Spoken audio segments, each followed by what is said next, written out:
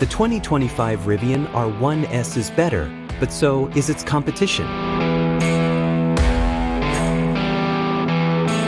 The R1S is still a great SUV, but tougher competition has exposed more of its weak points. Rivian's R1S is essentially all new for 2025, but you'd be forgiven for not knowing that by looking at it. It's got new batteries, new motors, new software, and even new wiring, but the sheet metal is virtually untouched. It's still the same friendly two-box design from 2022. What has changed is the R1SS competition. When it was new, the R1S was basically the only way to get an electrified, standard, three-row SUV. Now, it competes directly against an ever-growing segment of vehicles from EV upstarts and legacy manufacturers, and it makes the R1S a tougher sell. For 2025, the R1S now costs $75,900, which means a base model is priced roughly the same as a top-of-the-line Kia EV9 GT line, one of its biggest competitors. Buyers of the base model get the same power as before, boatloads. The standard dual-motor drivetrain pumps out a whopping 533 horsepower and 615 pound-feet of torque, vastly more than the 379 horsepower EV9. It only gets faster from there. Upgrade to the performance package, $5,000, equipped on my test vehicle, and the same pair of motors produce 665 horsepower and 829 lb-ft. Rivian also offers a tri-motor with 850 horsepower and a quad-motor version with 1,025 horsepower, but the quad-motor R1SS won't hit the streets until next year. Those are promised to pull 10-second quarter miles and hit 60 miles per hour in 2.5 seconds. For my purposes, 665 horsepower was plenty. For supplying juice to those in-house designed motors, Rivian offers 3 battery sizes, a 92.0 kWh standard, a 109.0 kWh large, and a 141.0 kWh max. The battery chemistries and actual capacities are different from the previous R1S, but that's primarily to help Rivian turn a profit, not to radically change the driving experience of the car. As far as things buyers will notice, the range varies from a quite good 258 miles to an outstanding 410 miles, depending on the battery and vehicle specification chosen. My test vehicle was a Dual Max, which offers the full 410 miles of range. This handily bests the Tesla Model X's 335 miles and the EV9's 304 miles. Replenishing times are also excellent, with large and max packs offering a 220 kilowatt maximum charging rate on DC fast chargers, translating to 140 miles of range in just 20 minutes. Buyers should note that price climbs quickly with larger, faster batteries, though. The R1S Dual Max starts at $89,900, but as tested, the R1S I drove cost $100,950, more than a much faster Model X Plaid and rapidly approaching the sticker on a Mercedes-Benz EQS SUV, $105,550.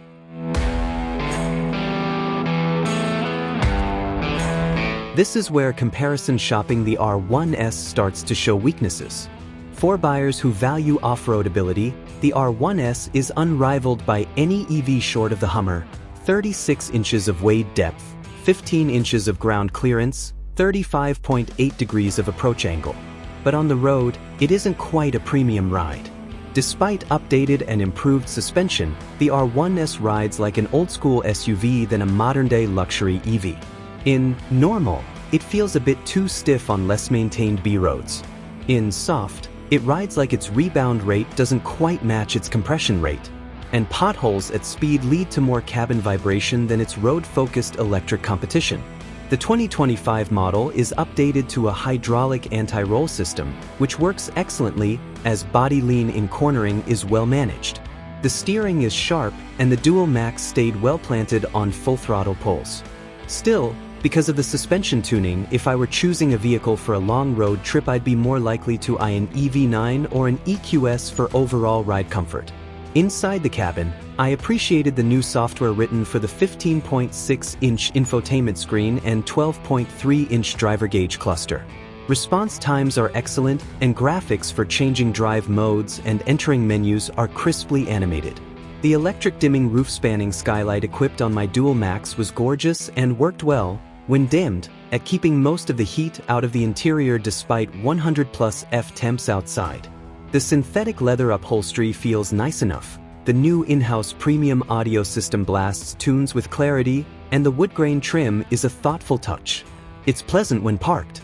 Actually driving and interacting with the R1S cabin, however, is a different story.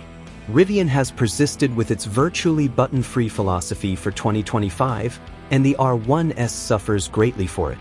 This anti-tactile ethos applies to things such as mirror and steering column adjustments, climate control, and even the aim of the air vents, which are controlled by dragging icons on the 15.6-inch center screen.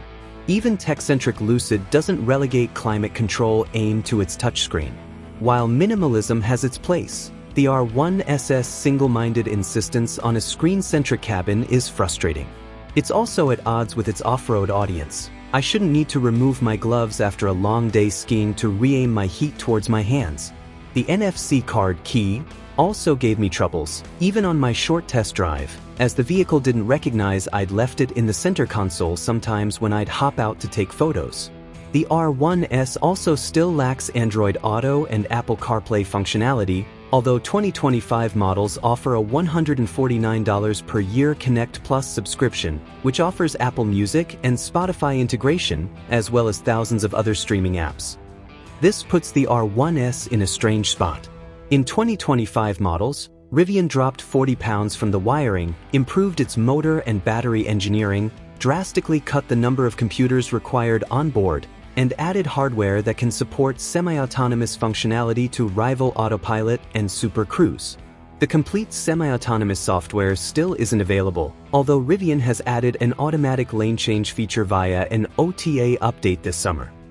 Buyers won't notice most of these changes, though, and whatever cost savings the company found haven't been passed on. With the $55,000 EV9 on the market and the launch dates for the Cadillac Vistic, Lucid Gravity, and Hyundai's to-be-named three-row EV all looming, the R1S has a much tougher case to make now than it did 2 years ago.